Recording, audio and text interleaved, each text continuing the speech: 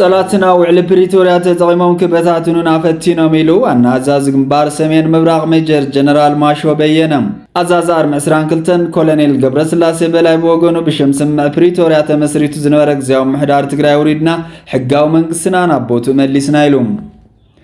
نيتو دحر زهل كويناتا بتقادو بروسيا زعبي وتادراو لممدك كايدو من قصغاس نيتو نكريميلين كمزت حساسبا وانت حبير لهم بانفت بينشانغول غومز بحالتات صمدو زتفصمل لي متقعتي افش لييلو سراويت مكل خالي اثيوبيا اتمتقعتي بالشعبيه توادد منبارون غليصلوم بريزيدنت سوماليلاند عبد الرحمن محمد عبد الله هاغرو باسرائيل افلطو دحر مركابا اباسرائيل فلاماي عدوت نمغبار تيل ابيب اتيو بتمساسالي سوماليلاند اب تايوان حدوش بيت صحفت قنصلا كفيتالام أب دبوب أفريقيا بلعل سدتنياتات زفتصم قفعتات بافلوطة منقست زفتصم زلو يزبل وغاساتات يقرب لهم دبوب أفريقيا زي حقاويان سدتنياتات نمبرار توصو وصاتات نمكحاس ناقرات أفريقيا غنزب خطغف المخانا وانتفلتهم هوحات جنرال تادس ورد زمرحو غزياو محدار تقراي بحيل طبنجاليو سلطان دحر محازو اب تقراي 30 بليون بر تبجتلهم سراحت تدو كم زولو نبر اكاد سراح مصنعتي ديزاينن قصصرن ماي دكتور انجينير محار غبر يوحنس غلصم سلامتنا بلي زغبركم تقاتلتي هورنسكوب نيوز كان درستات زينا زعلت كسمصنيخم حزد مانا بزرزرم كسغر صلاتنا وعلى بريتوريا تقيمون كبتاتنا نافتينا ميلو أن أزاز جنبار سمين مبرع ميجر جنرال ماشو بينا أزازار مسران كلتن كولونيل قبرس اللاسي بلاي بوغنو بشمس من بريتوريا تمسريتو زنارك زيوم محدار تقراي أو جدنا حقاو من قسنانا ببوتو مليسنا يلوم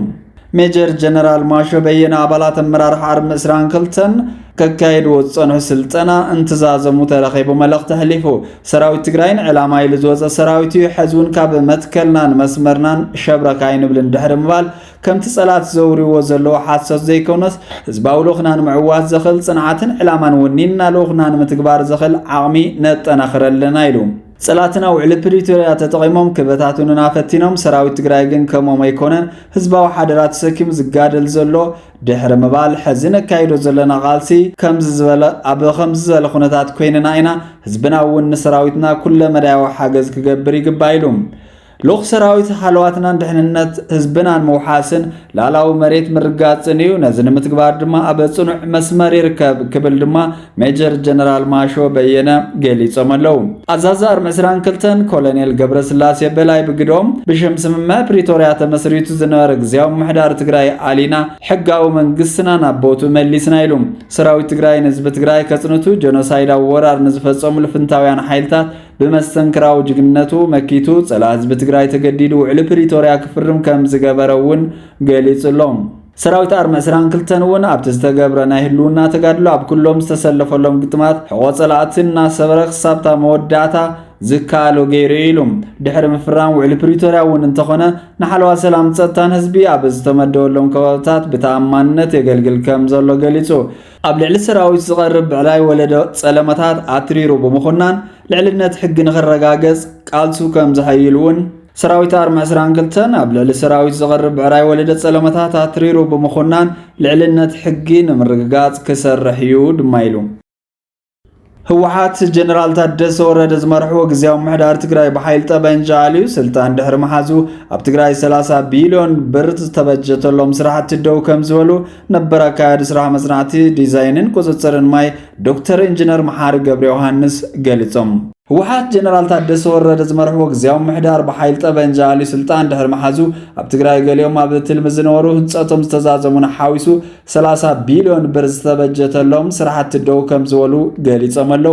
أبوان مريحنا تايتقيتاتشو ردا ودبن منقستن فليخا مويا مسارة زغارة مدوا حالف تجمير خمزنا رازا زخاخرو انجينر محاري جنرال تادسو ردون بازي كواتسلو كوان تفتنو كاس بغاس محاورو ما بغوتصر هو حاتا آتيو مويا تنياتات النات تبارورو ومنات كادرتات بزي فلتو ومويا كمدو تغيرو إيلم መመደብ ረብሓ ድማ ሙያን ረብሓን ትግራይ ዘይኮነስ ኣይናይ ቢሮ ዝብላዕ ኣሎ ኢልኻ ረብሓኻን ጉጅለኻን መቐዳሚ ኢሎም ኣብ ትግራይ ብ30 ቢልዮን በጀት ኣብ ከባብታት ጅጅጋ ፀይቀመ መቐለ ዓዲግራት ጸዲያ ፍረወይኒ ካልኦት ከባብታትን ትግራይ ህንፀት ፕሮጀክታት ተጀሚር እኳ እንተነበረ ጉጅለ ወሓት ብዘይ ሕጋዊ መንገዲ ግዜያዊ ምሕዳር ትግራይ ብምፍራሶም እቶም ስራሕቲ ልምዓት ደው ከም ዝበሎ መልኪቶም ኣብ 15 ዓመታት ዘይተሰርሑ ስራሕቲ ኣብ ሓደ ዓመትን ፈረቓን ሰሪሕና ኢና ዝበሉ ኢንጂነር መሓሪ እንተኾነ ህወሓት ዝመርሖ ሓይሊ ካብ ኩለን ኣብያተ ዕዮ ከም ዝነበረን ምስራሕ ይኸሎም መንባርን እውን ገሊፆም እቲ ስራሕ ክስራሕ ዘይደሊ ጉንዲ ህወሓት እዩ ናብቲ ጉንዲ ሓሶት እናፀብፀቡ በዓል ሞያ ስርሑ ከይሰርሕ ኣብ ምስዳድ ብፅሕ ዝፍፅሙ ካድረታት ህወሓት ከም ዘለው እውን ኣቃሊዖም 30 ዓመት ግልጋሎት ክህብ ኣብ ህንፀት ፀንሐ ግድብ ገረብ ግባብ ሰንኪ ስስዕን ቢሮክራስን ህወሓት ስራሕ ከጀመረ ደው ኢሉ 10 ዓመት ገይሩሎ ኢሎም ኣብ ከተማ መቐለ ይኹን ካልኦት ከባብታት ኮሪደር ልምዓት ከይስራሕ ሽማሽም እናሃቡ ከም ዘተዓናቐፍዎ እውን ኢንጂነር መሓሪ ገሊፆም ኣለው ኣብ ደቡብ ኣፍሪካ ብልዕሊ ስደተኛታት ዝፍጸም ግፍዒ ብኣፍሉጦ መንግስቲ ዝፍጸም ዘሎ ዝብል ወቐሳታት ይቐርብ ኣሎ ደቡብ ኣፍሪካ ዘይሕጋውያን ስደተኛታት ንምብራር ተውፅኦ ወፃታት ምክሓስ ንሃገራት ኣፍሪካ ገንዘብ ክትኽፍል ምዃና እውን ኣፍሊጣ ኣላ ደቡብ ኣፍሪካ ናብቲ ሃገር ብዘይሕጋዊ መንገዲ ዝርከብ ወይ ሕጋዊ ኢሚግሬሽን ዝጠሓሱ ዜጋታት ናብ ሃገሮም ንምምላስ ዝወፅኡ ወፃታት ንኸም በዓል ጋናን ናይጀርያን ዝኣመሰለ ሃገራት ክትኸፍል ዝገብር ሓድሽ ትልሚ ኣቕሪባ ኣላ ብመሰረት ሰበስልጣን ሚኒስትሪ ኣህጉራዊ ዝምድናን ምትሕባርን ከምኡውን ሚኒስትሪ ውሽጣዊ ጉዳያት እቲ ስጉምቲ ብልዕሊ ፀጋታት መንግስቲ ዝወርድ ዘሎ ፋይናንሳዊ ክሳራ ንምንካይ ወፃታት ማእሰርቲ መስርሕ ምስጓጉን ንምትካእ ዝዓለመ እዩ بمسألة صبصاب دبو أفريقيا بزحلف خلت عامتات للميت شح سندات زيبلهم سدتياتات كم زسوغوغوت زفلتيهم موكلتهم سدتياتات زخونه هاجرات نزيز شفن فاينانس وساعات كخفلا دليتا كم زخونهون دبو أفريقيا جليس علام البوليس انتدعى تجبارا وخينو أبو نيجيريا غانا نحاوسو أبو حيالو هاجرات أفريقيا زملكت كوينو أبو غتصالي دبلوماسيا وزتاتات بزعباس الدز زباو متحقازن سروا كله يخيليو زبل سقاتات فتيرلو دبو أفريقيا تسقمت نحقتها سدت نمتكبارن وساعات نمنكاين زعلمو مخانو كتموغوتن كلا أزوسانا أبتا أقور بزعبات حتى تنتن فتحاونتن سقر ربواو محدرا سدتن سفيح قطع كامزل علوون يقلتلهم بريزيدنت سوماليلاند عبد الرحمن محمد عبد الله هاجر بإسرائيل أفلطو دهر مركبة أب إسرائيل فلما عدوت نمقبار تيل أبيب آتيو بتمساسل سوماليلاند أب تايوان حدوش بيت صحفة كونسلا خفيت الله إسرائيل سوماليلاند كما هاجر أفلطو كابت بن دحار نفلم أوانيو عدوت زقبر زولهم أتى بإيروز فلات بريزيدنت سومال لو مسولوس ناب تيل أبيب آتيلهم سوماليلاند أب دوباو متوقيح بحري أب وشمت عدن سلتركب باستراتيجيكا وقداسنت أزيا قداسيتيا تباهيلو إسرائيل نيران ممكات أبتي زوازر لربحاتات نمسقوامن نهارجيس أفلطو زهابت قداميتي هاجر كوينان لا أبتي زوازن كساقسي مناويان حوتي أب هندو كيانوسن كيح بحرنون نإسرائيل فراريحن بملاهم قدماي منستر بنيامين نتنياهو أبتي زوان مقعاز كحسبوا لمخنيات كم زخوني زقلت زلهم تنتنتي ناي بريزيدنت قعزو نتعقرقر زيفلو زوا ماخلاي مبراق حدوش قلولاو كي يلعل سقاتهم يقلتلهم ملخت بريزيدنت سوماليلاند بإسرائيل عدد دحر مجمارو ناي مجمرتا بريزيدنت ريبابليك سوماليلاند كوينه منغستاو عدد زغوركو اب إسرائيل آتيلخو باركي بريزيدنت إيساك هرزوغ بزتقبرلي موق أقبابرا دما أخبرلخو نسلاسان حموشتن عامتات حزب سوماليلاند سلاماو ديمقراسياوي تصاورنس زلو حزبي هانيصيوم نعلم حتيتنا تروينا ديكم إسرائيل قدم ملست لومي أب غزو تاريخاو معرافن مجمار حدوش معرافن زمدنا سوماليلاند إسرائيل نيوم نزب سوماليلاند تسفاخومن بهاقوخومن مساي تسكيم اللخو ولدتات نزبنا نابزهم موت نمبزاح تقاليسهم تسويهم صانعهم يوم نزعدل زي كل غزي بربح حزبن ريبابليكان تمريحنا بعرسمنتنا بتبابن بغراتنتن كنتقملو ኢና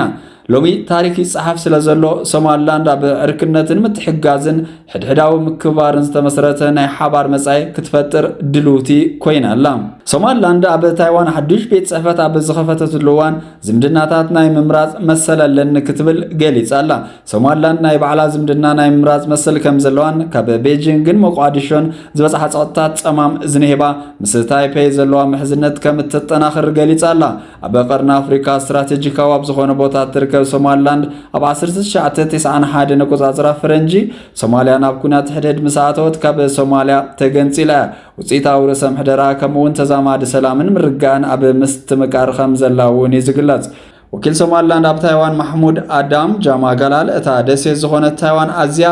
ኣገዳሲት መሓዛ ሶማሊላንድ ምዃና ገሊጹ። ቤጂንግን ሞቃዲሾን ሶማሊላንድ ነዚ ዝምድናታት ክተብቅዕ ከም ዝደልያ ምስ ተሓተተ ምስ መን ርክብ ከም ዘለና ናይ ምምራፅ መሰል ኣለና ናትና ፍሉይ መሰል እዩ ስለዚ ዝግበሩልና ፀቕጢ ዕውት ኣይነበረን ዝበለ ጋላል መንግስቲ ኣብ ቀረባ እዋን ምስ ቻይና ዝኾነ ርክብ ከም ዘይነበረ እውን ገሊጹ ኣሎ። ምስ ተተሓሒዙ ሚኒስትር ጉዳያት ወፃኢ ቻይናን ዝቐረበሉ ሕቶ ርእይቶ መልስን ኣይሃበን። ኣብ ዝሓለፈ ዓመት ሚያዝያ ሶማልያ በቲ ዝምድና ዘለዋ ቁጥዐ ንምግላጽ ፓስፖርት ታይዋን ዝሓዙ ሰባት ናብ ሶማልያ ከይኣትዉ ኣጊዳ ነይራ። ሶማልያ ታይዋን ሶማሊላንድ ዘይፈቃድ ዝበለቶ ዲፕሎማስያዊ ውክልና ንምእጋር ዝገበረቶ ፈተነ ኮኒናቶ። ሚኒስትር ጉዳያት ወፃኢ ሶማልያ ዓሊ መሐመድ ዑመር ብዓርቢ ንሮይተርስ ኣብ ዝሃቦ መግለጺ ሶማሊላንድ ዘይትነጽፍ ክፋል ሶማልያ ኮይና ትቕጽለላ ነቲ ኣብ ሞቃዲሾ ዘሎ ሕጋዊ ፌደራላዊ መንግስቲ ንምሕላፍ ዝግበር ዘሎ ናይ ደገ ፈተነታት ድማ ኣትሪና ንኹንነ ኢሉ ክሳብ መወዳእታ ዝሓለፈ ዓመት ሶማሊላንድ ካብ ዝኾነ ሃገር ኣፍልጦ ክትረክብ ኣይከኣለትን ጸኒሓ። ኣብ ታሕሳስ ግን እስራኤል ንሶማሊላንድ ከም ናፃን ላዕላዊትን ሃገር ኣፍልጦ ሄባታ እዚ ስጉምቲ እዚ ሶማልያ ብልዕሊ ላዕላውነታ ኮነ ኢልካ ዝተፈጸመ መጥቃዕቲ ኢላ ኮኒናቶ።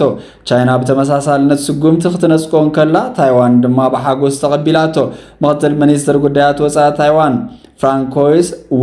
ኣብ መኽፈቲ ቤት ጽሕፈት ኣብ ዝሃቦ መግለጺ ኣብ ዝሓለፉ 6 ዓመታት ብትሕባር ኣብ ሰፊሕ መዳያት ከም ዝሰፍሐ ገሊጹ። ታይዋንን ሶማሊላንድን ክልተን መብራህቲ ዴሞክራሲ ናጽነትን ልዕልና ሕግን እየን ኢሉ። ታይዋን ኣብ ዝሓለፈ ዓመታት ብቻይና ብዲፕሎማስያዊ መንገዲ ካብ ኣፍሪካ ተባሪራ እያ ንእሽቶ ኤስዋኒ ጥራያ ምስታ ደሴት ሙሉእ ዝምድና ዘለዋ። ታይዋን ምስ ካልኦት ሃገራት ናይ ምትእስሳር መሰል ከም ዘለዋ ቤጂንግ ነታ ደሴት ክትሓትት ወይ ኣብ ኣህጉራዊ መድረኽ ክትውከላ ሕጋዊ መሰረት ከም ዘይብላ እያ ትገልጽ። ፕሬዚደንት ሶማሊ እስራኤል ንሶማሊላንድ ኣፍልጦ ዝሃበትሉ መዓልቲ ኣብ ታሪክ ሃገርና ካብ ዘለዋ ጸልማት መዓልትታት ሓንቲ እያ ኢሉ። ፕሬዚደንት ሶማሊ ሓሰን ሼክ መሐመድ እስራኤል ነቲ ነዊሕ እዋን ኣብ መንጎ መንግስቲ ፌደራል ምሕዳር ዞባ ሃርጌሳን ዝጸንሐ ምስሓብ ከም ዕድል ተጠቒማቶ ምህላዋ ገሊጹ። ቴል ኣቪቭ ኣብ ታሕሳስ 2025 ሶማሊላንድ ኣፍልጦ ምሃባ እውን ኣብ ታሪክ ሶማልያ ካብ ዝጸለማ መዓልትታት ከም ዝቑጸር ገሊጹ። እቲ ፕሬዚደንት ምስ ዳውን ቲቪ ኣብ ዝገበሮ ቃለ መሕትት መንግስቲ ፌደራል ምስ ምሕዳር ሶማሊላንድ ዘጋጠመ ምስሓብ ንምፍታሕ ክልተ ኣማራጽታት ከም ዘለዎ ገሊጾም። ወይ ዘተ ወይ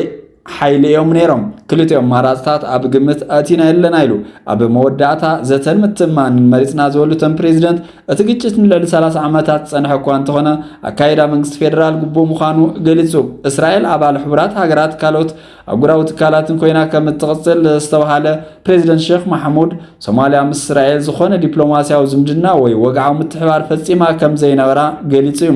እቶም ፕሬዚደንት ተስዒቦም ህላዊ ሃገራት እስራኤል ኣይንኽሕድን ግን ዝኾነ ዝምድና ይኹን ምትሕባር የብልናን ምክንያቱ ሶማልያ እስራኤል ነዝቢ ፍልስጤም ወሪራቶ እያ ኢላ ስለተኣምን ብምባል ግጭት እስራኤልን ፍልስጤምን ንምፍታሕ እቲ እንኮ መንገዲ ብክልተ ሃገራት ዝፍታሕ ምዃኑ ገሊጹ።